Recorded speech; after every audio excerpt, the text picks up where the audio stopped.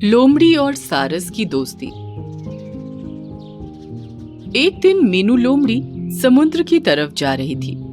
आज कुछ भी उल्टा सीधा या बचा हुआ शिकार खाने का बिल्कुल भी मन नहीं है। आज तो एकदम ताजी फड़फड़ाती हुई गोल्डन फिश ही खाऊंगी। सोचते हुए वो समुद्र किनारे चली गई, लेकिन वो पानी में उतरकर शिकार नहीं कर सकती थी। तभी उसको नजर आया कि दो भालू उसकी मनपसंद गोल्डन फिश के ऊपर आपस में लड़ रहे हैं। ये मछली मेरी है। नहीं, मेरी है। पहले मैंने इसको देखा था, लेकिन उस पर झपटा मैंने मारा था। उन्होंने उस मछली को बीच में रख दिया और फिर से बहस करने लगे। तुम लेफ्ट से आ रहे थे और मैं राइट से, तभी मेरी नजर इस मछली पर पड़ी। लेकिन तुम इस तक पहुंच नहीं पाए क्योंकि मैं इसके ज्यादा करीब था। अभी वो दोनों बहस कर ही रहे थे कि मीनू ने मछली पर एक झपट्टा मारा और उसको मुंह में दबाकर भागने लगी। अरे रोको उसको! दोनों उसके पीछे भागने लगे। ये तुम्हारी वजह से हुआ। नहीं, तुम्हारी वजह से, वरना मैं अब तक उसको खा चुका होता। अरे ये दोनों तो मेरे पीछे ही पड़ गए, इनसे छुटकारा कैसे पाऊंगी। उसको सामने एक गुफा का मुंह नजर आया, जो इतना छोटा था कि उसके अंदर सिर्फ वही जा सकती थी, लेकिन गुफा थोड़ी ऊंचाई पर थी। वो गुफा के अंदर जाने के लिए ऊपर चढ़ने लगी, लेकिन उस गुफा के मुंह पर पहुंचने से पहले ही उसके मुंह से मछली छूट गई और जमीन पर लुढ़कती हुई दोनों भालुओं के पास पहुंच गई। मीनू डर के मारे उस गुफा के अंदर चली गई। ये मेरी है। ऐसा कहते हुए एक भालू ने उसको अपने मुंह में डाल लिया और दूसरा भालू उससे लड़ने लगा। इस तरफ मीनू गुफा के अंदर बैठी खुद को कोस रही थी। इतनी मेहनत करने के बाद भी कुछ हाथ नहीं लगा। आज का तो दिन ही खराब हो गया। तभी उसकी नजर गुफा के अंदर रखे एक अंडे पर पड़ी, जो काफी बड़ा था। चलो कोई बात नहीं, मछली नहीं मिली तो क्या, आज इस अंडे से ही काम चला लेती हूँ। कहकर उसने अंडा उठाया और अपने मुंह के अंदर रख लिया, लेकिन तभी उसके हलक में गुदगुदी सी हुई और उसने अंडा वापस उगल दिया। अंडा जमीन पर गिरते ही टूट गया और उसके अंदर से एक चिड़िया का बच्चा निकला। अरे ये बच्चा तो दिखने में सारस जैसा लगता है, इसको जिंदा ही छोड़ देती हूँ, वरना इसकी माँ परेशान होगी। ये सोचकर वो वहाँ से निकल गई, लेकिन छोटा बच्चा खुद को अकेला पाकर उसी के पीछे गुफा से बाहर निकल आया। अरे तुम मेरे पीछे क्यों आ रहे हो? सुनकर उसने कोई जवाब नहीं दिया। मीनू समझ गई कि वो अभी बातों को समझने और बोलने लायक नहीं है। इसने आँख खुलते ही सबसे पहले मुझे देखा है, इसका मतलब ये मुझे ही अपनी माँ समझ रहा है। मीनू समझ गई कि अब ये बच्चा उसके साथ ही रहेगा और उसने भी उसको अपने पीछे आने से नहीं रोका। वो उसके साथ साथ ही रहने लगा। कुछ दिनों में बच्चा बोलना सीख गया, तो मीनू ने उसका नाम रॉकी रख दिया। एक दिन रॉकी मीनू के साथ टहल रहा था।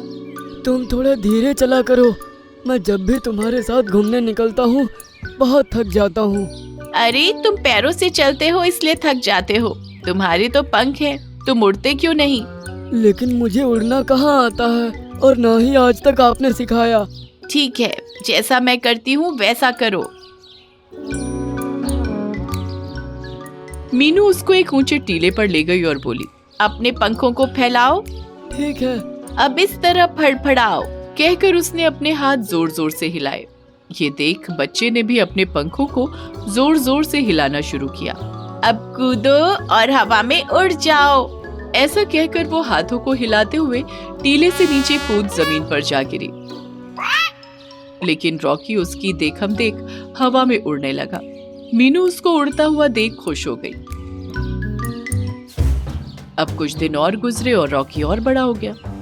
अब फिर से मीनू का मन गोल्डन फिश खाने को हुआ, तो वो उसके साथ समुद्र किनारे चली गई। वो अभी समुद्र के पानी में नजर मार ही रही थी कि तभी उसको वो दोनों भालू नजर आए। अरे ये तो वही है ना जो पिछली बार हमारा खाना लेकर भागी थी। हाँ, ये वही है, पकड़ो इसको। मीनू डरकर झरने की तरफ भागने लगी और वो उसके पीछे हो लिए। अब आगे ऊबड़ खाबड़ और कांटों से भरी झाड़ियों वाला रास्ता था, उस पर चलना नामुमकिन था। वो दोनों मीनू के बिल्कुल करीब आ गए। वो उस पर झपटने ही वाले थे कि तभी रॉकी वहां आ गया और बोला, जल्दी से मेरे पैर पकड़ लो। सुनकर मीनू ने उसके पैर पकड़ लिए और रॉकी उसको लेकर उड़ गया। इस तरह उसने कांटे वाले रास्ते से उसको निकाल लिया और वो भालू वहीं रह गए। रॉकी ने मीनू को एक चोटी पर लाकर छोड़ दिया। नीचे गहरी खाई थी। दूसरी तरफ से झरने का पानी बहता हुआ उस चोटी पर आने वाला था। मैं अपने छोटे पंजों से तुमको नहीं उठा पा रहा, लेकिन तुम अपने हाथों से मेरे पैर पकड़ लोगी तो कोई दिक्कत नहीं होगी। जल्दी करो, वरना पानी का बहाव तुमको बहा कर ले जाएगा। सुनकर मीनू ने उसके पैर पकड़ लिए और रॉकी जोर लगाकर उड़ने लगा। मीनू ने देखा कि रॉकी उसका वजन नहीं उठा पा रहा था। प्लीज, चाहे कुछ भी हो जाए, हाथ नहीं छोड़ना। वो लगातार पंखों को हिला रहा था, लेकिन इंच भर ही आगे नहीं बढ़ पा रहा था। उसको दर्द में देख मीनू ने जानबूझकर उसके पैरों को छोड़ दिया। नहीं, मीनू। मीनू अब नीचे खाई में गिर रही थी और रॉकी उदासी से उसको देख रहा था। तभी एक बड़ी सारस आई और उसने अपने तेज पंजों से मीनू को पकड़ लिया और उसको ऊपर उठा लिया। ये सारस मीनू का वजन आराम से उठा पा रही थी। उसने मीनू को झरना पार कराया और उसको दूसरी तरफ सेफ जगह पर लाकर छोड़ दिया। आपने मेरे दोस्त की जान बचाई, मैं आपका आभारी रहूंगा। बेटा, मैं तुम्हारी माँ हूँ। तुमको बहुत दिनों से ढूंढ रही थी, अब जाकर ये तलाश पूरी हुई। क्या सच में आप मेरी मम्मी हो? हाँ, सुनकर वो खुशी से मम्मी के गले लग गया। तुमने मेरे बेटे को हिफाजत से रखा, इसके लिए मैं तुम्हारी आभारी रहूंगी। मैं तुमको एक साथ देखकर बहुत खुश हूँ और मुझे खुशी होगी कि अब तुम अपनी मम्मी के साथ अपने परिवार में रहोगे। मैं भी अपनी माँ से मिलकर बहुत खुश हूँ, लेकिन आपने जो मेरे लिए किया है मैं उसको नहीं भूल सकता। इसलिए मैं वादा करता हूँ कि रोजाना आपसे मिलने आया करूँगा। आपकी और मेरी दोस्ती हमेशा ऐसे ही रहेगी। हाँ, क्यों नहीं, मैं भी रोजाना तुम्हारे आने का इंतजार किया करूंगी। मैं तुमको एक इनाम देना चाहूंगी। इतना कहकर मम्मी सारस ने समुद्र के पानी में एक गोता लगाया और अपने मुंह में गोल्डन फिश दबाकर वापस आई। ये लो, तुम्हारी मनपसंद। सुनकर मीनू खुशी से गोल्डन फिश खाने लगी। इसके बाद रॉकी अपनी मम्मी के साथ आसमान में उड़ गया। मीनू उन दोनों को जाते हुए देखकर हाथ हिलाकर टाटा कर रही थी। उसको इस बात की खुशी थी कि परिवार मिलने के बाद भी रॉकी रोजाना उससे मिलने आया करेगा और उनकी दोस्ती हमेशा बनी रहेगी। एक जंगल में हैरी नाम का एक धूर्त सियार रहता था, जो बहुत ही धूर्त और मक्कार किस्म का था। वो दिन भर कुछ काम तो करता नहीं था, बस पेड़ के नीचे लेटे लेटे जंगल के राजा बनने के ख्वाब देखता रहता था। उसकी उल्टी सीधी हरकतों से पूरा जंगल परेशान था। कई बार जंगल का राजा विलियम शेर उसे चेतावनी दे चुका था, मगर हैरी सियार सुधरने का नाम ही नहीं लेता था। हैरी सियार अक्सर दूसरे जानवरों के किए हुए शिकार को चुरा कर खा जाता था और अपने से कमजोर जानवर के खाने को छीन लेता था। एक दिन की बात है, हैरी सियार पेड़ के नीचे आराम कर रहा था कि उसने देखा जंगल के सभी जानवर सज धज कर कहीं जा रहे थे। हैरी सियार उन जानवरों को जाता हुआ गौर से देखने लगा। उस टाइम उसी पेड़ पर मिंकी चिड़िया बैठी हुई अपने चेहरे का मेकअप कर रही थी। हैरी सियार ने मिंकी चिड़िया से कहा, आज ये जंगल के सभी जानवर सज धज के कहाँ जा रहे हैं? मिंकी चिड़िया हैरी सियार की बात पर मुंह बनाती हुई बोली, तुम्हें इससे क्या मतलब? वो कहीं भी जा रहे हो? हैरी सियार मक्कारी से मुस्कुराते हुए बोला, अरे तुम तो नाराज हो गई। मैं भी इसी जंगल का ही जानवर हूँ। क्या मुझे जानने का कोई अधिकार नहीं है? हाँ, पता है कितना ख्याल है तुम्हें इस जंगल का। तुम्हारा बस चले तो तुम मुझे भी खा जाओ। वैसे तुम्हारी जानकारी के लिए बता दूं, आज जंगल के राजा विलियम शेर ने जंगल के सारे जानवरों की दावत रखी है और वहाँ बहुत अच्छे अच्छे पकवान बने हैं। ये सब वहीं जा रहे हैं, मैं भी वहीं जा रही हूँ। दावत? लेकिन किस खुशी में? विलियम शेर के बेटे एडवर्ड का आज बर्थडे है। मिंकी चिड़िया की बात सुनकर हैरी सियार गुस्से से बोला, ये तो विलियम शेर की बहुत ज्यादा गलत बात है। जंगल के सभी जानवरों को इनवाइट किया गया, लेकिन मुझे क्यों नहीं किया गया? मैं इस जंगल का जानवर नहीं हूँ। पहले तुम इस लायक बन जाओ कि वो तुम्हें इनविटेशन दे। तुम तो वैसे भी लोगों का खाना छीन लेते हो। वैसे तुम्हारी जानकारी के लिए बता दूं, तुम वहाँ भटक भी मत जाना। यार, मुझे राजा विलियम शेर की ये बात बहुत ज्यादा बुरी लगी है। जब मैं जंगल का राजा बनूंगा तब मैं इस जंगल के सारे नियम कायदे बदल दूंगा। हैरी सियार की बात पर मिंकी चिड़िया जोर जोर से हंसते हुए बोली, नींद में सपने देखना छोड़ दो सियार, कभी राजा नहीं बनते सियार। जंगल का राजा ओहो शेर ही होता है। इस जन्म में तो तुम राजा कभी नहीं बन सकते। अब मैं चलती हूँ, मुझे लगी है भूख। इतना कहकर मिंकी चिड़िया उड़ गई और हैरी सियार गुस्से में दांत पीसने लगा। लेकिन क्या, सच तो ये था कि अच्छे अच्छे पकवानों का नाम सुनकर उसके मुंह में पानी आ गया था। हैरी सियार बिन बुलाए विलियम शेर के यहाँ दावत खाने पहुँच गया। जैसे ही विलियम शेर ने उसे देखा, वो गुस्से से आग बबूला हो उठा, लेकिन वो गुस्से को दबाते हुए बोला, देखो, मैंने तुम्हें इस दावत में इनवाइट नहीं किया, लेकिन जब आ ही गए हो तो पेट भर कर खाओ और जल्दी यहाँ से चले जाओ। हैरी सियार चुपचाप बैठकर खाना खाने लगा। तभी उसकी नजर विलियम शेर के बेटे एडवर्ड पर पड़ी, जो सोने के कंगन से खेल रहा था। सोने के कंगन देखकर हैरी सियार के मुंह में पानी आ गया और वो मन ही मन बोल उठा, अगर ये सोने के कंगन मेरे हाथ लग जाएं, तो मैं इसे बेचकर बहुत ज्यादा धन इकट्ठा कर सकता हूँ। हैरी सियार एडवर्ड के पास पहुँच गया और उसने बड़ी धूर्तता से कहा, अरे, तुम्हारा ये सोने का कंगन तो बड़ा सुंदर दिख रहा है। क्या तुम मुझे इसे दिखा सकते हो? एडवर्ड ने कंगन हैरी सियार को दे दिया।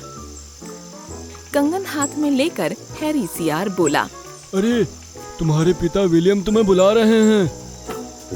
मासूम एडवर्ड हैरी सियार की बातों में आकर वहाँ से अपने पिता के पास चला गया और हैरी सियार मौका देखकर वहाँ से फरार हो गया। एडवर्ड अपने पिता के पास पहुँच गया। आपने मुझे बुलाया पापा? हैरी अंकल ने कहा कि आप मुझे बुला रहे हैं। हैरी सियार का नाम आते ही विलियम शेर चौंक गया और पूछा, अरे, तुम्हारे सोने का कंगन कहाँ है? वो तो हैरी सियार के पास है। अपने बेटे एडवर्ड की बात सुनकर विलियम शेर की समझ में सारा माजरा आ चुका था। वो समझ गया कि हैरी सियार बड़ी आसानी से उसके बेटे को बेवकूफ बनाकर यहाँ से भाग चुका है। विलियम गुस्से से आग बबूला हो उठा।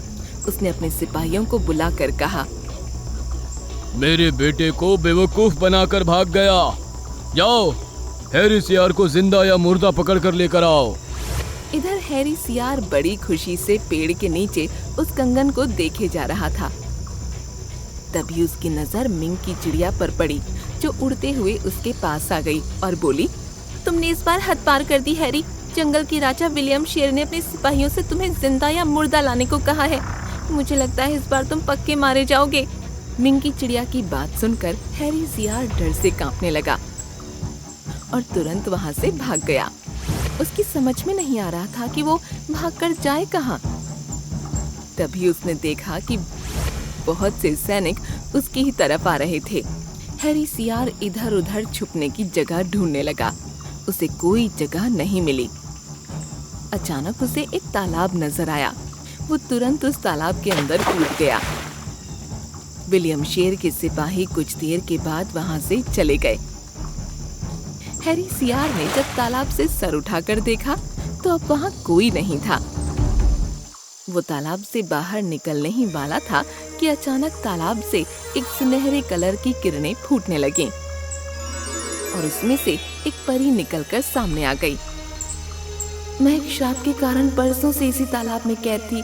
मुझे दिया गया श्राप जब ही टूटता जब कोई आलसी जानवर कोई सोने की वस्तु लेकर इस तालाब के अंदर डुबकी लगाता। तेरी वजह से मैं श्राप से आज मुक्त हुई। मैं तेरी एक इच्छा पूरी कर सकती हूँ। बता क्या इच्छा है तेरी? हैरी सियार हमेशा से इस जंगल का राजा बनना चाहता था। वो जानता था कि जंगल का राजा सिर्फ शेर ही बन सकता था। मैं अपने इस रूप से तंग आ चुका हूँ।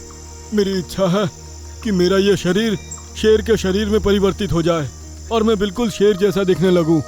ठीक है, लेकिन याद रखना तेरा सिर्फ शरीर, चेहरा और आवाज शेर की होगी, आत्मा तेरे अंदर सियार की ही रहेगी। गलती से कहीं किसी असली शेर से लड़ने मत लग जाना, और अगर तू असली शेर के हाथों मारा गया तो तू अपने असली रूप में आ जाएगा। इतना कहकर परी वहां से गायब हो गई। हैरी सियार शेर के रूप में परिवर्तित हो गया। जब उसने पानी में अपना चेहरा शेर जैसा देखा तो वो खुशी से पागल हो गया। देखते ही देखते हैरी शेर ने जंगल में आतंक मचा दिया। अब वो जैसा चाहता वैसा करता। वो कभी भी किसी भी जानवर को मारकर खा जाता।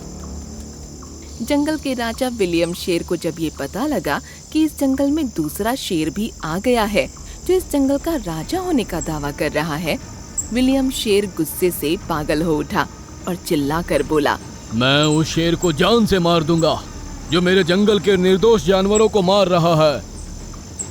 हैरी सियार शेर बनकर बड़ी अकड़ से जंगल में टहल रहा था कि अचानक विलियम शेर उसके सामने आकर खड़ा हो गया और चिल्लाकर बोला, कौन है तू और मेरे जंगल में क्या कर रहा है? क्या तू नहीं जानता कि इस जंगल का राजा मैं हूँ? हैरी सियार अपने घमंड में ये भूल गया कि परी ने उससे क्या कहा था, उसकी आत्मा सियार की ही रहेगी। वो भूल गया कि अगर वो असली शेर से लड़ेगा तो वो हार जाएगा।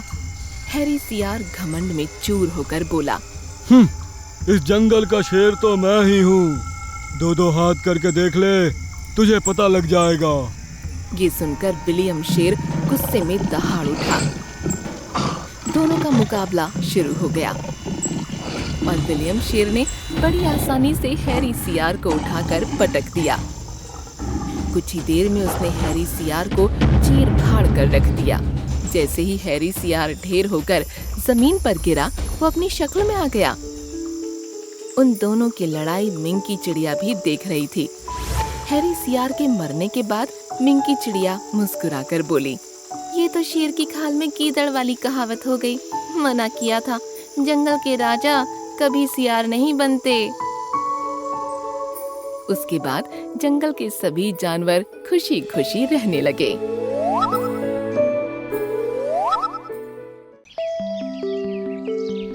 ब्लू लैंड जंगल में सभी जानवर शेर खान के बुलावे पर उसके टीले के पास जमा हुए थे। कुछ देर बाद शेर खान अपने ही जैसे दिखने वाले एक और शेर के साथ हाजिर हुआ। मेरे प्यारे जंगल वासियों, मैं कुछ दिन के लिए अपने भाई से मिलने उसके जंगल जा रहा हूँ। तब तक मेरा ये दोस्त शेरू इस जंगल का शासन संभालेगा। ठीक है शेर खान, आज से आपके वापस आने तक हम शेरू को ही अपना राजा नियुक्त करते हैं। आपका बहुत बहुत शुक्रिया। थोड़ी देर बाद शेर खान वहां से निकल गया और उसकी जगह अब शेरू उसकी गुफा में रहने लगा। दोपहर के टाइम मोंटू गैंडा अपनी मस्ती में आकर इधर उधर टक्कर मारता फिर रहा था। वहीं तालाब के किनारे एक पेड़ पर एक बुलबुल का घोंसला बना हुआ था। उस घोंसले के अंदर बुलबुल के साथ उसका बच्चा मुन्नू भी मौजूद था, जिसके पंख पर बहुत गहरी चोट लगी थी। पेड़ों को गिराने में कितना मजा आता है, आज तो कोई रोकने वाला भी नहीं है। ऐसा कहते हुए वो बुलबुल के घोंसले वाले पेड़ की तरफ भागा। एक ही टक्कर में बुलबुल का घोंसला नीचे आ गिरा। ड्रैगन फ्रूट लुढ़कता हुआ तालाब के पानी में गिर गया और बच्चे को भी और ज्यादा चोट लग गई। ये तुमने क्या किया? अरे क्या हुआ, इतना तेज क्यों चिल्ला रही हो? मेरे बच्चे को पहले ही इतनी चोट आई हुई है, तुमने उसे और चोट पहुंचा दी। और यह ड्रैगन फ्रूट जो उसके 15 दिन की दवाई थी, तुमने उसको भी पानी में गिरा दिया। इसमें मेरी कोई गलती नहीं है। मैं अभी शेरू महाराज के पास जा रही हूँ, सही गलत का फैसला अब वही करेंगे। बुलबुल ने शेरू के पास जाकर सारी बात कही और शेरू ने उसी टाइम सभा बुलवा ली। इस पूरे मसले को सुनने के बाद मेरा दिमाग यही कहता है कि मोंटू एक गेंडा है। एक गेंडा जब मस्ती करता है तो इधर उधर टक्कर मारकर ही एंजॉय करता है। अगर टक्कर मारने से तुम्हारा घोंसला गिर गया तो इसमें मोंटू की कोई गलती नहीं है। लेकिन मेरे बच्चे को ठीक करने की दवा, वो ड्रैगन फ्रूट जो पानी में गिर गया है, अब वो कौन ला कर देगा?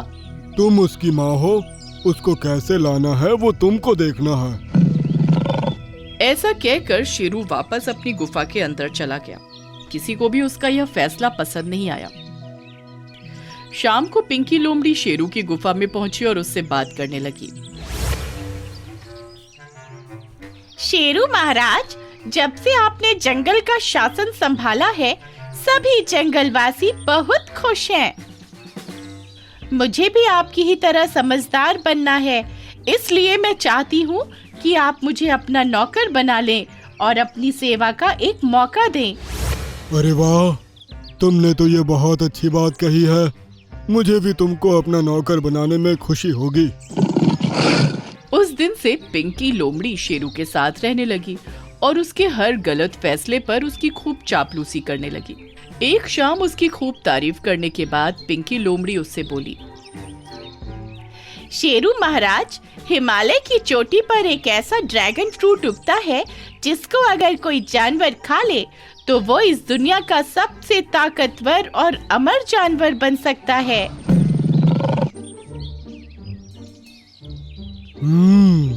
अगर ऐसा है तो तुम अभी उस ड्रैगन फ्रूट को मेरे लिए लेकर आओ।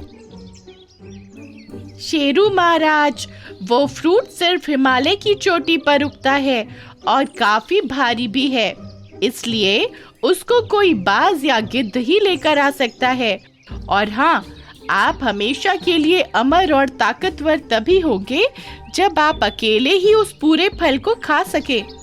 अगर थोड़ा सा भी फल किसी और जानवर ने खा लिया तो उसका आप पर कोई असर नहीं होगा। ठीक है, मैं अभी गोल्डी बाज को उसे लेने के लिए भेज देता हूँ। शेरू ने उसी टाइम गोल्डी बाज को ड्रैगन फ्रूट लेने के लिए भेज दिया।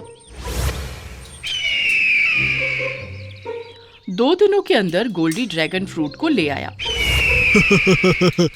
अब मैं इसको खाऊंगा और फिर दुनिया का सबसे ताकतवर अमर जानवर बन जाऊंगा। शेरू ड्रैगन फ्रूट को खाने ही वाला था कि लोमड़ी फ्रूट पर झपट पड़ी और उसको लेकर झाड़ियों में भाग गई।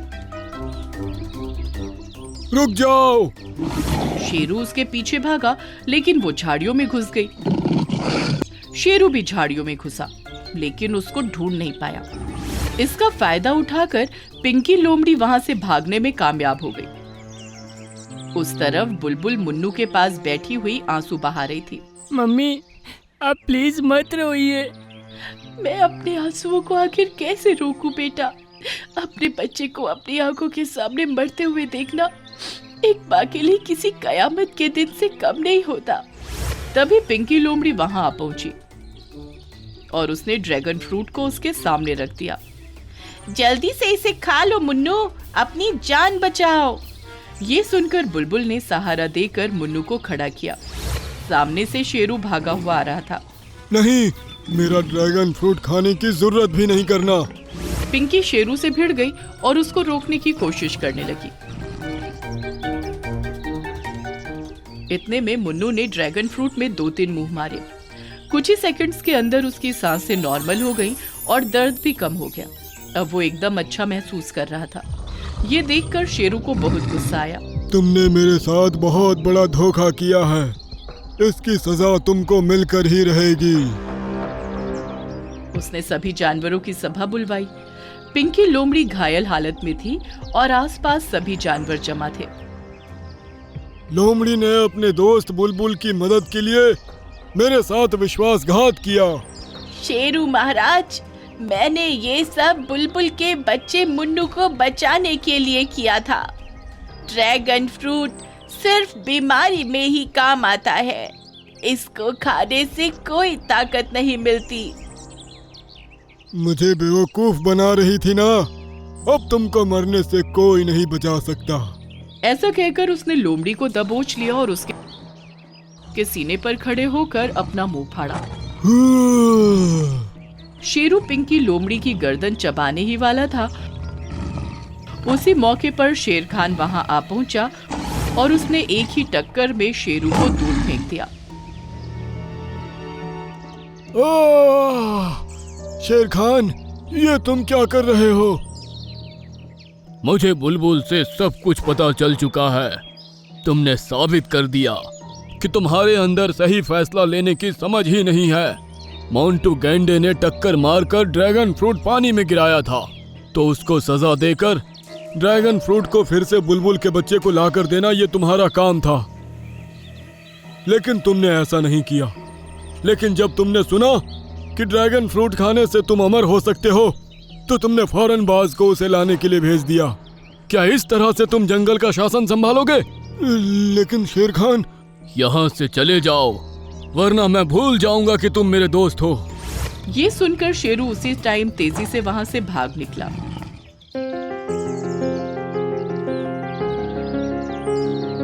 मेरे प्यारे जंगल वासियों, आपको शेरू की वजह से जो परेशानियां झेलनी पड़ी, उनके लिए माफी चाहता हूँ। मैं आगे से कहीं जाऊंगा तो अपनी जगह पिंकी लोमड़ी को ही नियुक्त करके जाऊंगा। ये सुनकर सभी जानवर खुश हुए और सभी ने पिंकी लोमड़ी की तारीफ की। उसके बाद कई दिनों तक लगातार ड्रैगन फ्रूट खाने से बुलबुल का बच्चा मुन्नू एकदम स्वस्थ हो गया और इस तरह बुलबुल माँ की लाचारी हमेशा के लिए खत्म हो गई।